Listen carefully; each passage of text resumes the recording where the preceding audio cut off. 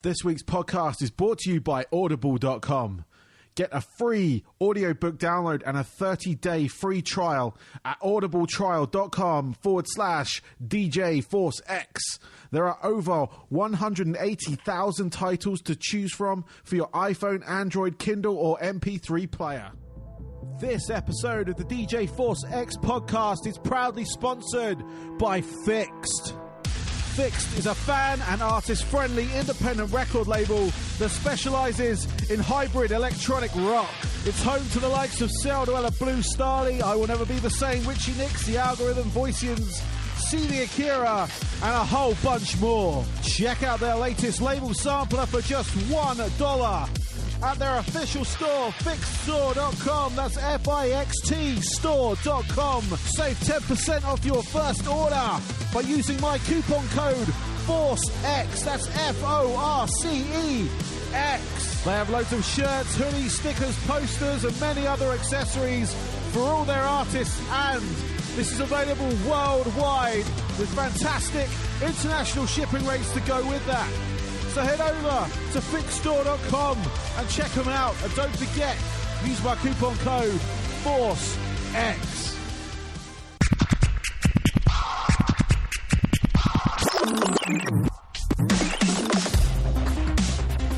Hello and welcome to the DJ Force X podcast. This is episode 70 and my special guest this week is Grant Nicholas from the band Feeder. So yeah, stick around for that. They're currently, they've got a new album out called All Bright Electric. It is out on Cooking Vinyl right now. It came out late last year. So get streaming, get buying. However you consume your music, go listen to it. It's a cracking album. They just released a new single off of that album called Another Day on Earth. So check that out as well.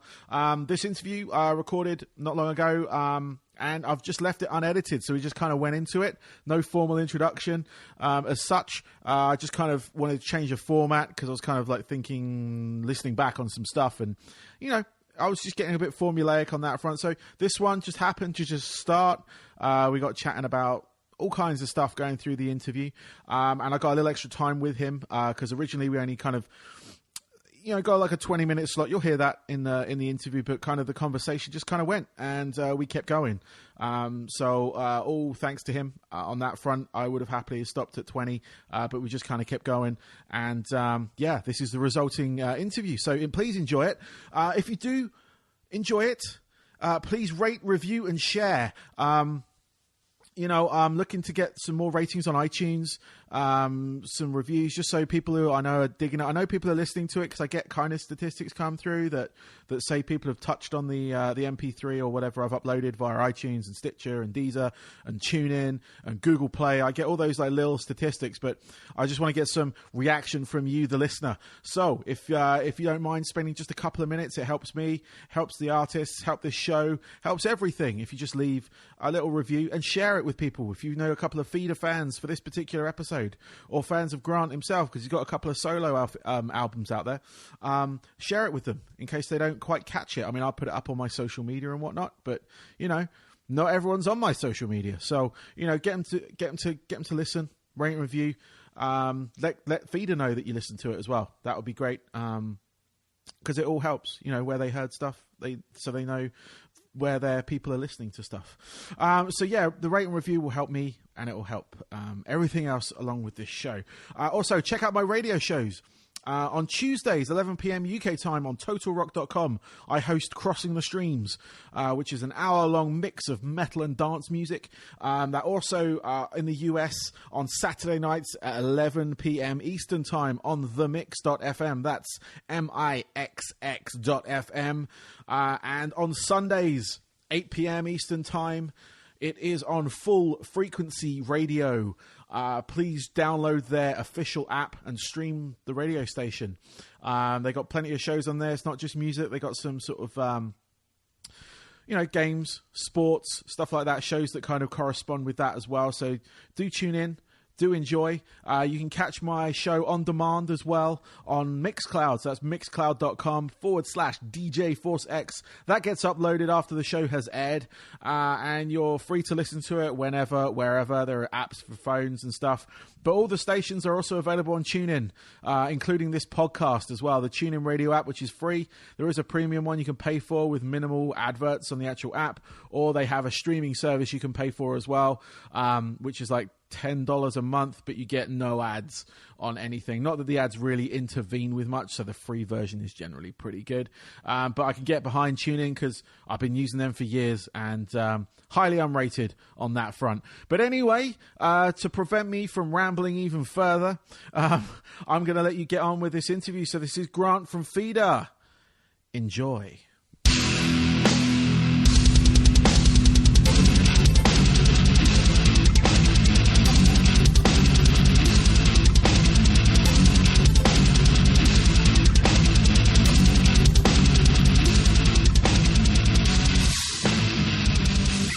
Is that you with the beard on the picture? Yes.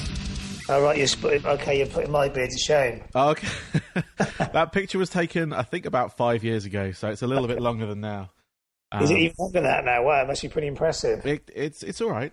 It's down to sort of mid-chest range at the moment, so, you know. I don't think that. I used to get to a certain length. I got more sort of Jesus beard. It sort of stays. It does get bushier, but I've never gone the full... I've never gone full hog. Yeah, no, that was taken in. Actually, that was taken in Guildford, in England. Oh, was it? That picture. I was in a band before I left the UK. Okay, yeah. It was one of the. Yeah, it was one of the promo shots like we did. Oh, cool. And and since then I've just kind of let it go. I came over to the States with the family and just started letting it go. And my work don't mind it and everything, so it's all good. So. All right, well, so good. Yeah, well. I'm too scared to show mine off now. I'm not sure what I'll find underneath. Yeah, that's my thing. I tell my kids I don't have a chin. That's why I've got that there. So. Yeah. Anyway, but that's cool. Beards are very popular now anyway, so you get away with it. Yeah, that is the thing. A lot of my work colleagues have beards and stuff. It's the sort of generation of beards. Yes. Yeah. Cool. So is this for? So is this interview for? This is for Total Rock, who are in the UK. So do you freelance for them? Do you? Yeah, I do that. I have a podcast as well, which this will go up on, and I go out on a couple of stations over here as well. So. Oh, wicked. Okay, cool. Okay, well, I'm all here. So about 20 minutes, all right? Yeah, no, that's absolutely fine. Yeah. Okay. So I'm just doing some writing. So I've got, because I'm off on tour, and I'm just sort of had a writing thing. I'm trying to write some new songs for our next sort of stage, and I started doing some stuff yesterday. So I mean, kind of thinking about the tour, but trying to get these songs done before I go, and it's like quite frustrating. It's like when you feel inspired to do something, and you've only got a sort of very limited time. Yes. Yeah, no, that's all right. That's all right. I don't want to keep you too long. I don't like. That's cool. I've done a few. I've done a few just before this anyway. So that's cool. Yeah, cool. Yeah. Cool. Shoot. Let's go for it. Ask me anything you want. Yeah, cool. Yeah. All right. Well, again, thank you for doing this show. That's all right. We're just basically I kind of since I moved to the UK, to the USA, everything kind of dropped off the radar, and then I was a big fan of you guys back in many years ago. So you guys in Reading, Reading Festival, probably 98, 99. Okay. We're talking, I was like in my late teens at that point. So. Okay. And you make me feel very old. I'm not trying to make you feel too old. I mean, I just turned 37, right. So I'm feeling a little bit aged myself. My beard is grey. So speaking of the beard, you're 3 years behind me. But it's not a massive gap. No, but I got a few grey hairs in my beard as well. So, but apparently it makes us look more distinguished. Apparently, yes, yeah. People thought I frosted it to start with, but no, it's natural. So Cool. So I got sent your single, the latest one, "Another Day on Earth." Okay, so you got that. Just okay. Right. I got that one, and then I went back. I checked out the album and stuff because, like I said, I totally missed it last year. The All Bright Electric album, which is your ninth. Is, I think it is, yeah. It's our ninth official album, yeah. Yeah, so that's kind of cool. Obviously, your next one's going to be your 10th, so I don't know what you can do with that one. As you're writing right now, so... I am. We've got a few plans, a few other things in between. So, obviously we'll let you know if it happens. But cool. There will be some more stuff. It's just that I'm still inspired to write, so I may as well do it while I still am. Yeah, exactly. So with that album, I've been giving it a listen on and off since I sort of got that single. Yeah, and I really enjoyed it. It's quite different from what I remember you guys being, in as much as just a different style, which bands evolve, and I kind of picked up a couple of different sides of your influences in there, just in as much as like there's a slight Black Sabbath sound to it. Yeah, like, there is. Yeah, definitely. Well, so I grew up listening to a lot of that stuff, and some of the first songs I played on guitar were sort of Black Sabbath covers. Yeah, and you can hear that in the way. I think the first couple of tracks on there, the vocal mix of it is just it's got that Aussie sound to it. Oh, quite interesting. I never really thought that. No, I don't think I've ever been compared to Ozzy before. But that's all right. It's not a bad comparison. I'm sure I've had far worse comparisons. But it's in that range where when I sing, more mellow stuff, and I've got a bit more of a fuller voice. I've got people say I've got a bit of a Johnny Cash in my lower range.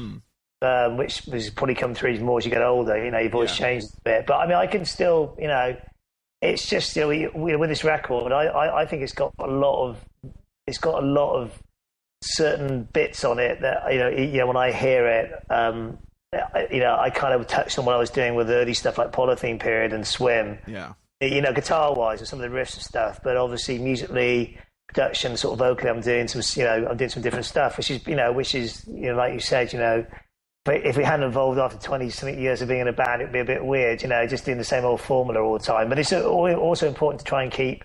I think what I have done is I've always kept my guitar sort of tones. I think they're quite distinctively me anyway. Yeah. And just the way I do melodies and harmonies and backing vocals is quite a trademark. And I think that's all there. But yeah, of course, it's a slightly different record. I think I'm slightly more comfortable with what I'm doing now, and that's maybe just from, I'm not going to sing or write, what I was doing when I was sort of in my 20s, because that would just be weird. Yeah, no, that's true. Yeah.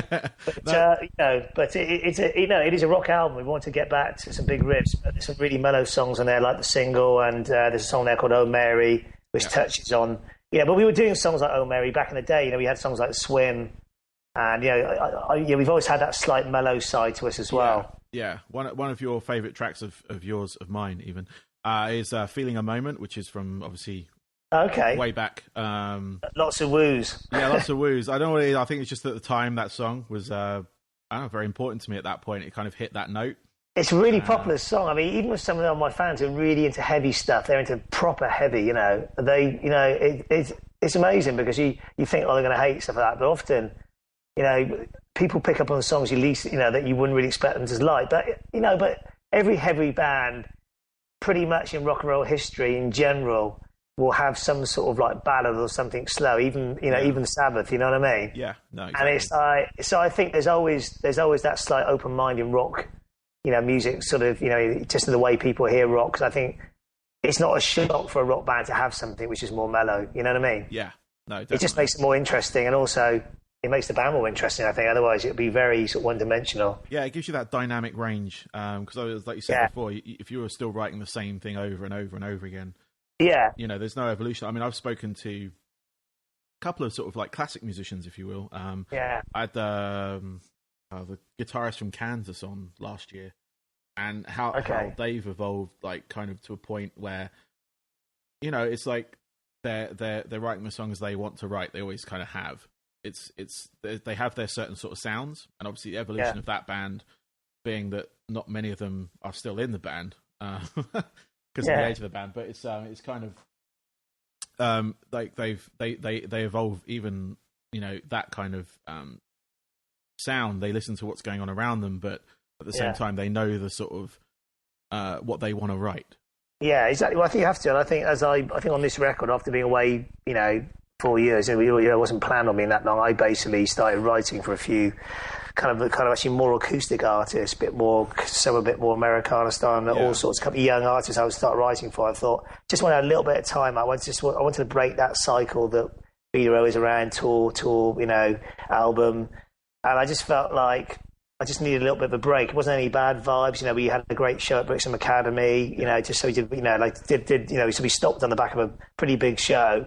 And I just said, look, I just want to have a bit of time out. I said, let's take a year or so off. And it ended up being 4 years because I did 2 solo records and they did quite well. And I just really enjoyed it. And it was just really good for my headspace and good. I think it's been good for Feeder because I think it's actually inspired me to write in a slightly different way and maybe try a few things out that I maybe was a bit scared to do before because you're always trying to sort of keep everyone happy and, second guess, what the fans want. And I think, well, this record, we kind of made, or I certainly made the album that I really wanted to make and just sort of, it's just a bonus that most of the fans, or pretty much all of them actually, has been, really good feedback, have actually really, really liked the record. So, I mean, I'm not surprised because I think it's got enough elements in there that tick boxes for you from previous work. But I just think as a record, on a personal level, you may disagree, sonically it just feels really complete. And although the songs are quite different, some of them in moods and in kind of you've obviously got some mellow stuff as well as the heavier stuff. Yeah. To me it really gels as a record. And that's really hard to achieve. I mean, you've been in a band, you know how hard it is to do that sometimes. Yeah. Because if you put a really slow song on a big heavy record, it can sound like a sore thumb. But for me, it felt like it just sort of feels like a nice body of work. Not a concept album, but it felt like it had a really good flow. And all the songs I wrote, there were some classic Vida songs that I didn't put on the record. I felt just took it too far kind of away from that. Yeah. No, it felt complete, as you were saying. Because I listen to it, when I like to listen to albums through. When a lot of I get a lot of singles sent to me, but I like if the band have the album, I always just give me the album and then just see how, if there's any other tracks, I kind of want to pick out of it for my shows and stuff. But this album, I love it from start to finish. It was great because it kind of starts kind of heavy, like I said, with that kind of, like I mentioned before, that kind of Sabbathy sound. That, but it kind of goes off, and Infrared Ultraviolet was a really cool track. I really enjoyed that. Yeah, that's one of my that's one of my favourites. Actually, it's a good choice. I like Universal Live just because it's a good old rocking riff. It's got some. It's sort of it's Freedom. I mean, people sort of. It's had sort of comparisons like Sabbath, riffs, and obviously we've always we always get the sort of Smashing Pumpkins thing because of the guitars and the dynamics. But you know what? I mean, they're 2 great bands, so that's fine by me. No, I mean it's not a bad comparison for those 2. So no, we started around the same time as Pumpkins, so so there's always going to be that kind of I think we've probably got very similar musical backgrounds and taste. You can hear it. I know what I've read on their interviews, they're certainly of a similar era to us, Yeah, definitely.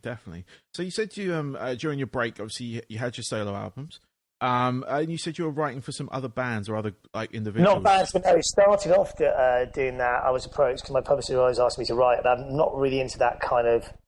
There's a massive writing thing with pop artists and stuff that a lot of people who ex-band members do, and you can, and some have been very successful. Some have ended up writing for God knows who, Ed Sheeran, and Adele, these people, and you can make an if you get the right song away, the right artist, you can make an absolute fortune.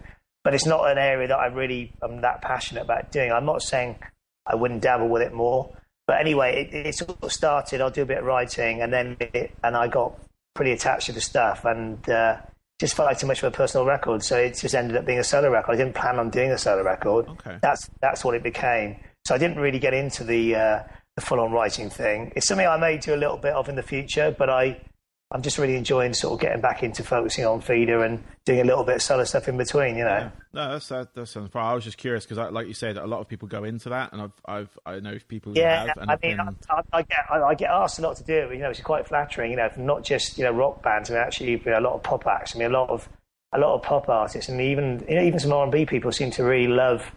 Working with people from a rock side, because I think it's that sort of collaboration thing that can bring quite interesting ideas. Yeah, definitely. And for them, it's probably quite cool having a rock thing, because it's not their world. You know what I mean? Yeah, no, definitely. But I think it's the right one though, because some can be great and some can just be awful.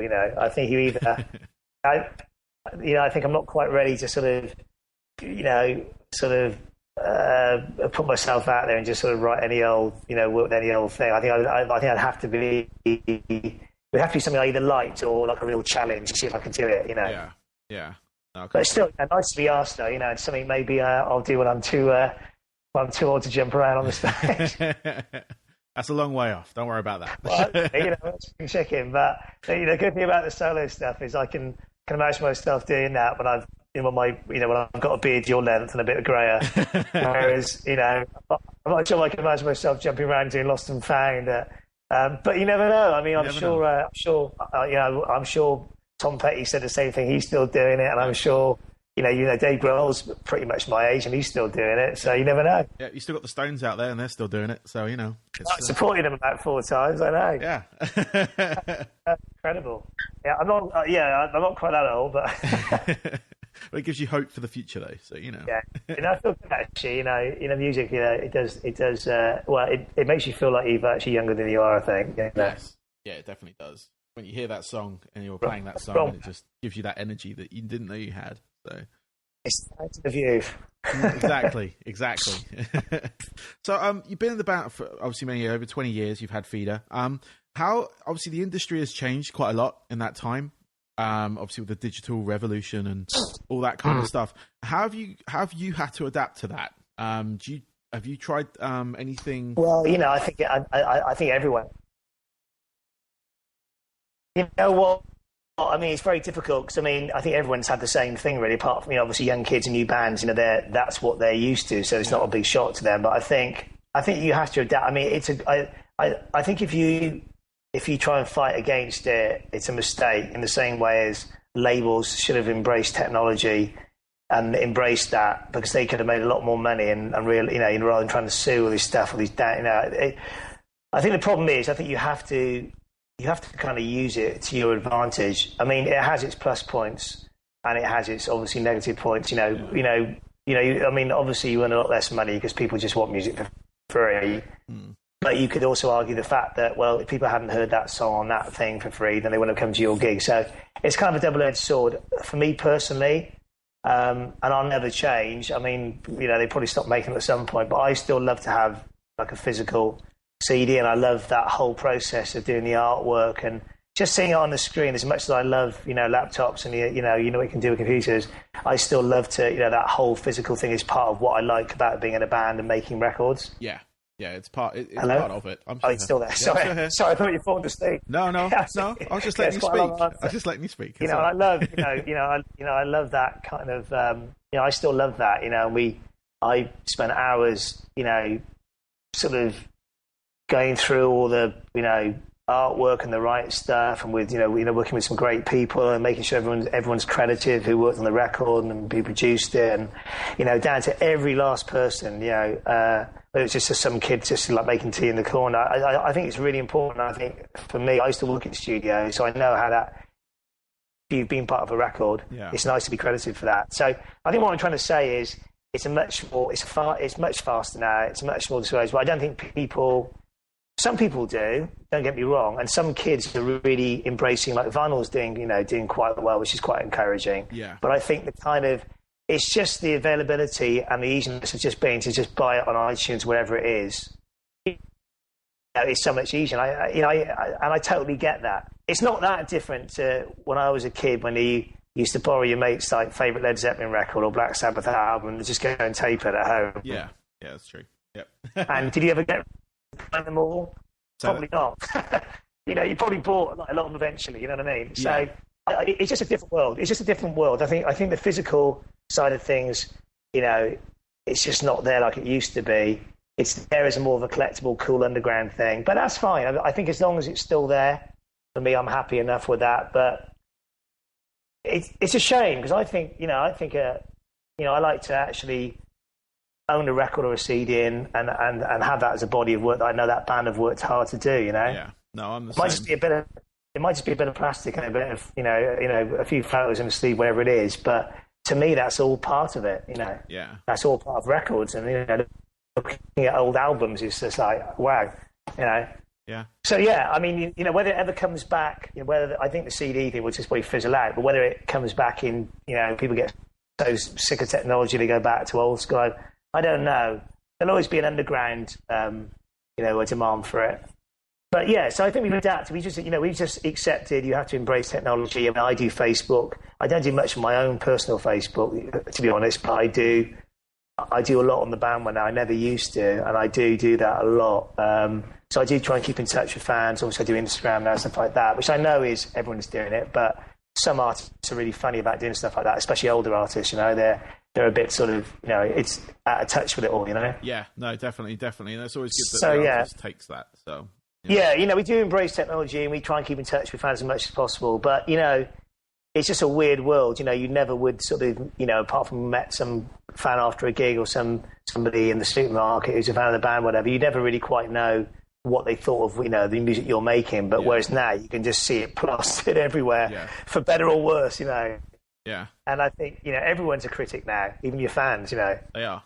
Well, they have instant access to you. So whereas before, and you get to read it. I think it's just I think you just have to decide how far, you know, what you're comfortable, how far you want to go with it. I'm actually a pretty private person. I'm not someone that sort of throws themselves around the press and tries. You know, I'm not probably the best network in the world, but I'm still happy enough to, you know, to appreciate, like the fan base and to sort of keep in touch with them. You know what I mean? Yeah.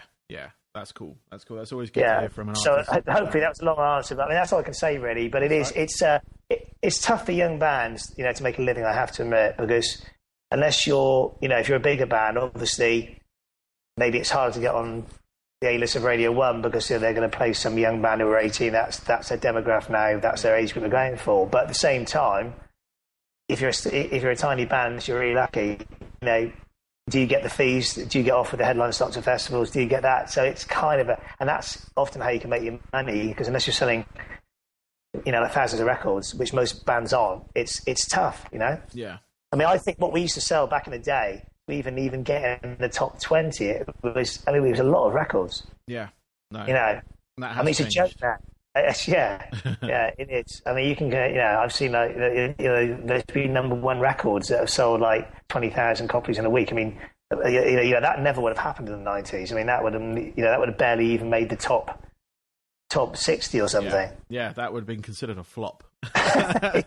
yeah. If you do 50,000 records now in the UK, that's almost like doing 500,000 10 years ago. Honestly, it is that different. Yeah. It's crazy. It's mad. It is mad. But I can't really see it necessarily changing, you know?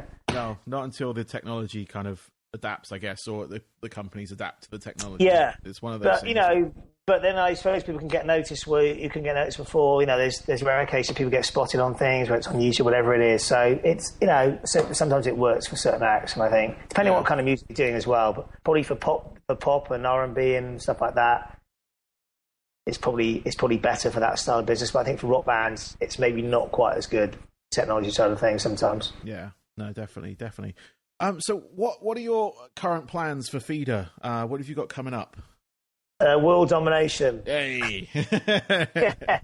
No, we're feeling really good at the moment. I think the break did us really good. I wouldn't say I was jaded when I decided to take a time out, but I just felt a little bit kind of just need to really think about what I'm going to do next. And you know, I knew that I would do more Feeder stuff because it's been a massive part of my life. It's like my baby, really. So I couldn't, you know, as much as it can get you down at times, you know, when things don't always work out, it's you know, I still love doing it, and you know, tackling myself, you know, still get on well, and you know, we still like doing it. So I think our plans are just to keep making music for as long as we feel, we're making good music and like connecting with some people, you know. Yeah.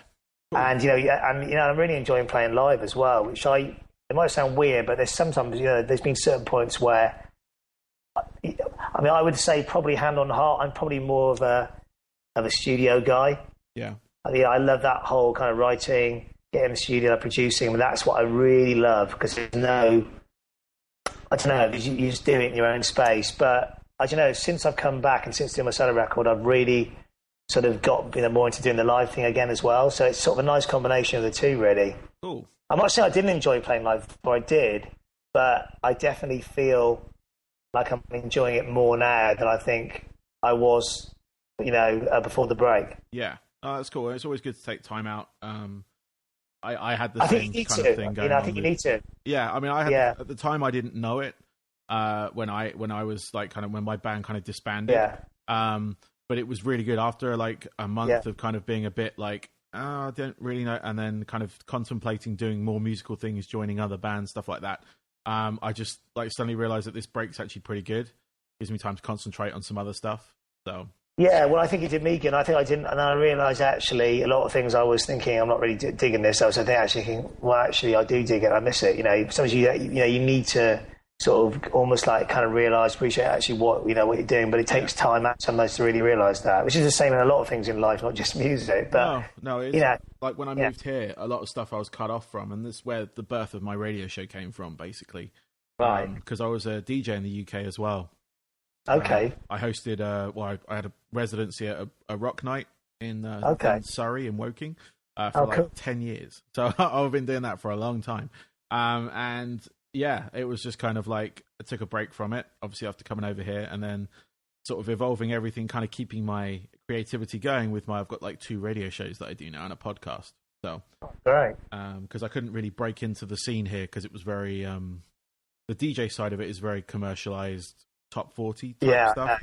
And I know. I'm just not into that. I could do it, but I'm just not into that. So, but yeah, no, definitely breaks they can be good, even if you don't realize it. So yeah, I mean, we'd love to come back. It's been such a long time since we toured the States, and we had, we got loads of pockets of fans out there, and even after all these years. But we did some serious, back in the day, back in when you saw us around Reading time, and before that, we spent a hell of a lot of time in the States. Yeah, because when I mentioned it to a couple of my work colleagues that you were coming on the show, and they're like, "Oh wow, I haven't heard of those guys in a while, in a long time," and they saw you guys. I think one of them said they saw you on a support for. Was it Everclear or something? Yeah, might have been. Might be Everclear. We did. Yeah, we did. I mean, loads of bands. I don't even know if some are going. There was. We did quite a few shows with Everclear, and they came over here and opened for us because we were bigger here than they were at the time. So it was kind of a favour. Okay, we'll play with you there, and you come and play with us there. And both tours were really great, actually really successful, and they were pretty big at that time in the States as well. They were in good sized places. Yeah. And then we toured with a couple of quite 90s kind of old school grungy bands like Candlebox. Remember? I don't know if you remember them. Candlebox, Yeah. a band called Stabbing Westward. Oh yes, yeah, no, Stabbing Westward. A little bit electronic, but quite sort of they were quite a good band actually. Yeah. I mean, we did loads out there. We did loads of festivals, and it was a really fun time. It was tiring, but we literally, we had a great time. I think we did 42 states. It's pretty amazing. So I probably see more of America than most of say most of kind of more than the average American to see, really. But yes. it was a great time. But we'd love to come back there and do it. So whether we come. There's a lot of expats there as well. If you go to LA and stuff, you go and see a British band, and half the audience are actually British anyway. Yeah, I got a couple of friends out that way now. They've moved over from the States, from the UK. But actually, we were booked to do South by Southwest this year, and it was all going ahead. We went to headline something for this label, and it was all looking really good. And I think Radio Essex Music were involved, and they were going to come and do a big thing on us. Something went wrong. They couldn't cover the fees enough or something, sort of last minute. It's a shame. So it would have been a really nice way of just sort of coming back and doing a show. It could have opened up a few things for us, Yeah. But we'll come back. So you need to spread the word on your podcast, on your show. I will. Don't worry. So we definitely would. We would jump at the chance to come back and do some shows there. Cool. Well, I've got a couple of questions left for you. Okay. And then I can let you go. I know we've been over a little, 20 minutes or so. All right. So the most bizarre situation you found yourself in? It's a bit of a random question, but you've been around for a while, so let's see what... Most bizarre situation? That's quite a tricky one. I don't know about bizarre, but I can say, I'd say quite a frightening one that we got into once. I think we got almost into a quite a major fight with, I think they were, this is obviously going back in the time where obviously Northern Ireland was pretty, there was a lot of IRA activity. I know there still is. And we got into some quite a nasty situation at the hotel we were staying in with a couple. I'm pretty sure they were connected to IRA or something. All I remember is Taka hitting one of them over the head with a pair of trainers or something that he had in the bag from the gig that we had done. And these guys coming at us, and all I remember is our crew holding back this door, and the glass with like the wire bit in, the sort of reinforced glass. It has like a wire bit, it looks a bit like a sort of rabbit hut wire, I'm not sure what you call that glass. it's pretty hard to break. Literally, this guy put his fist through it, like trying to get to us. Wow. I know it's not really a weird situation, but it's one that's still on my mind.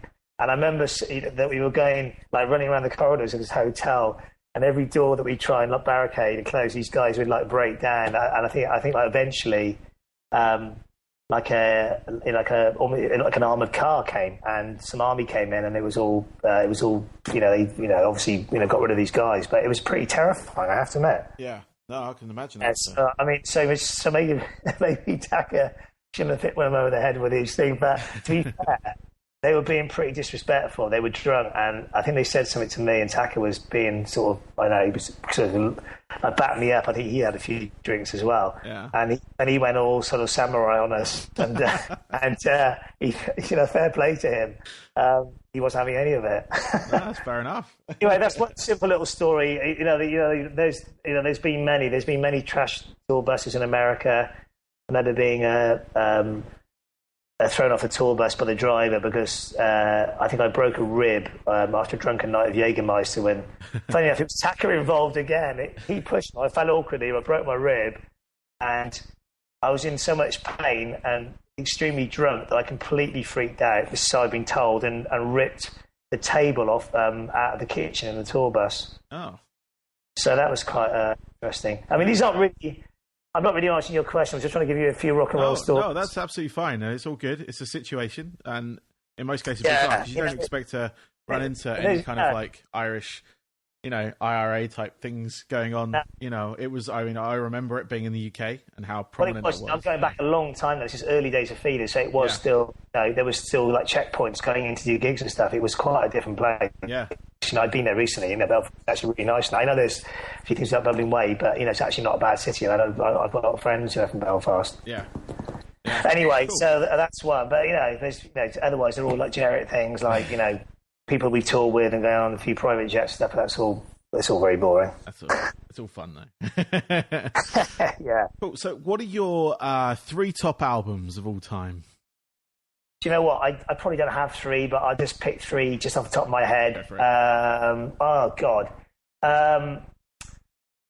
Let me just try and think now. You really put me on the spot. I'm gonna go with Harvest, Neil Young, because I'm a huge Neil Young fan.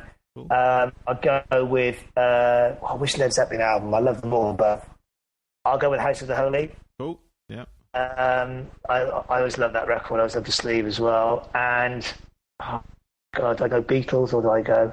This is a tough question. Actually, I really like Revolver, the Beatles. Yep. Great record. Yep. Cool. It was just because it was quite a brave record for its time. Yes. Yeah. No. Definitely. That was. I mean, if you ask me that question in 5 minutes, I'll give you 3 different albums. But that's absolutely fine. If the first 3 off your head, that's all good. So, what do you do away from music? You got any hobbies or anything like that when you're not writing, performing? I'm very boring. It's just I'm pretty much like music is my hobby. But no, I mean, I've got 2 young kids, so obviously I do for them. But I love. I don't really have any now, but I had. I quite like classic cars and stuff like that. It's predictable, but I love. In general, I quite like old. I'm quite into sort of. I'm not. I'm not sort of totally. Like a picker or anything, but I do like old kind of quirky things. Like I sort of collect a lot of sort of vintagey stuff. I've got a lot of old lights and kind of weird stuff in my house. Sort of not neon, but that kind of style. Yeah. Like box, like old theatre lights and. I love anything like that. I've got lights everywhere. If you look at my house, it's a little bit wacky. Yeah, so nice. I do collect a lot of. I'm not totally American pickers, but I do love sort of trying to sort of find interesting little things in little places. But unfortunately, since all those programs have been on TV, everybody knows how much they're worth. Yeah, no, that is the pain. So it's pushed the value right up. You used to be able to buy something for like sort of 50 quid, and now it's about sort of like $5,000 or something, Yeah, like you find a theatre that's closing down with a whole bunch of old lighting, and you're like, oh, I'll go in there, a fiver. Those days of finding amazing sign Yeah, definitely. You do sometimes, find the odd little bargains in some little place you might be, but unfortunately, I think those days of the actual bargains are quite hard to find now. Yeah. But I sort of do that. I'm into that. yeah, anything like that, old stuff, any unusual art stuff, anything like that, just sort of, yeah, that's what keeps me sort of happy. Cool. I've got a couple of fan questions left now. All right. If that's cool. I got one from Andy Chapman. He's in the UK. He goes, "Are there any songs that you would like to cover from another style of music in your own style?" Another style of music? You know, so nothing, not anything from the rock genre, I guess. It's very difficult to say, really. What about pop? Yeah, I mean that's away from rock. It's a separate section in HMV, so almost. Yeah, that's quite a tough one. No, I'm saying so my wife's just butted in here. I've been asked what song I would cover in our style from any era, but not rock. I mean, something. Pop's always a challenge because it has quite a it's a very what's the word? Well, some pop is sort of seen as being a little bit uncool, especially in the 80s. But I mean, I actually quite like a lot of 80s pop. I mean, I probably would cover something by Human League or something like that. Okay, cool. That might surprise people, or maybe even like might surprise some people. Even something like Duran Duran, or just something a little bit, what people wouldn't expect me to do. Yeah. Cool. Those bands, were big when I was a kid. Of course, I was into rock music, but I did quite like a lot of, especially sort of more synthy stuff from the 80s. I loved, I was like really into Gary Newman. I know Gary Newman does a little bit of, he sort of crosses over into the rock thing now, but yeah.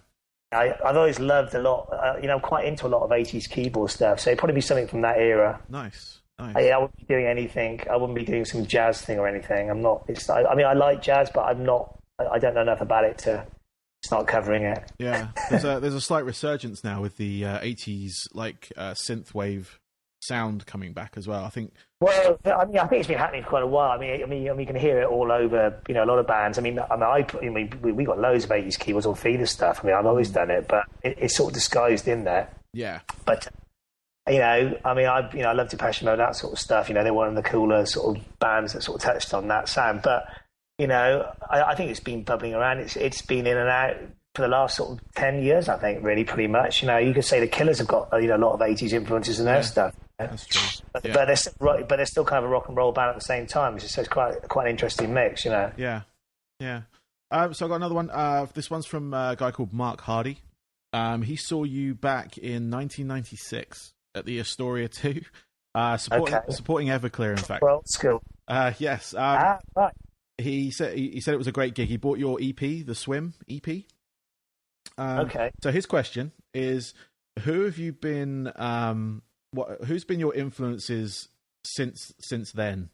Because he's going through. I should have read this before because we've already kind of discussed influences. Yeah.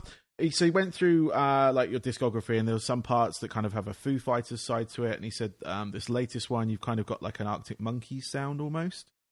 Really? Right. Have those kind of sounds influenced you over the years? I don't think Arctic Monkeys have. I mean, I think I think they're a great band. But I hear a lot of, when I hear Arctic Monkeys, I hear a lot of bands that I kind of like in their sound. Yeah. I mean, Foo Fighters and Feeder are very, I think we've always been quite similar bands because you could going back to sort of our more kind of poppier stuff, our poppy heavier stuff, like Insomnias and that kind of stuff. I'm not saying it sounds like Foos, but it's definitely in that kind of genre. If you listen to early Foo Fighters stuff, we started probably a little bit before the Foos actually. Yeah. And but it's a formula that I can see what he's saying there, but I think we're quite a different band if you listen to us as a body of work. I think I love the Foos. I think they're great. They've done some great records, but I think we're quite different bands because we do stuff that they just wouldn't do. You know what I mean? Yeah.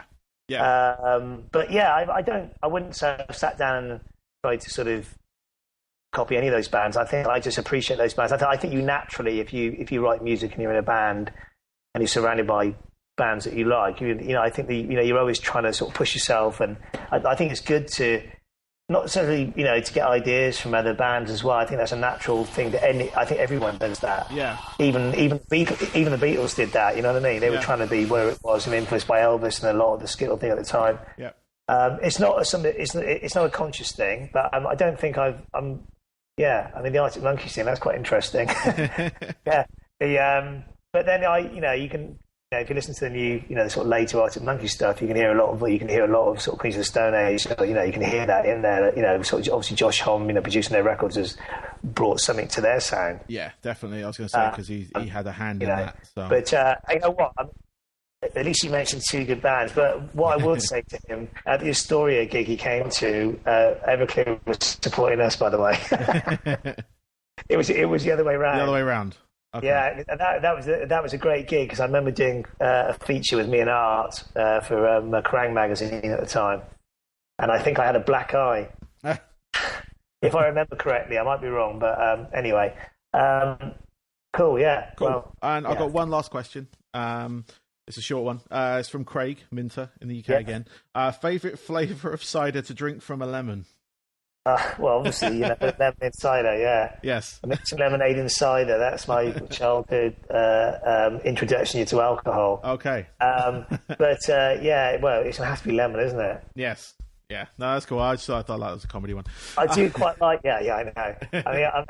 But I do quite like. I do quite like some of the. Sort of, these sort of, all the new organic cider stuff is quite good. Yeah, my wife's a big cider drinker, and she's recently got into the ginger ale. Oh yeah, I haven't tried that one. No, that sounds good. Yeah, she found one called Dragon's Breath, which is available in the UK. Yeah, apparently she really likes it. I'm not an alcoholic drinker, so I can't question on it. I like ginger beer as a soft drink, but yeah, she says it's really nice. So. Yeah, I can imagine because it has a bit of a burn to it from the ginger in there or whatever. Yeah. Sounds good. Cool. So, thank you, Grant. That's all right. I very much appreciate your time with this. I know you were kind of in between recording and writing and whatnot. So yeah, it's actually quite a nice sunny day here for a change. It's quite it feels it's actually quite nice. It sort of cheers up the whole whole of London when you get a little bit of good weather. Yeah, no, definitely. I miss London a lot. Yeah, it's not Tampa, but it's at least the sun out. I mean, I'm looking out my window, looking at my pool, so I can't complain. Oh, nice. Okay. Well, thanks for that. Yeah, no worries. All right, take care, dude. All right.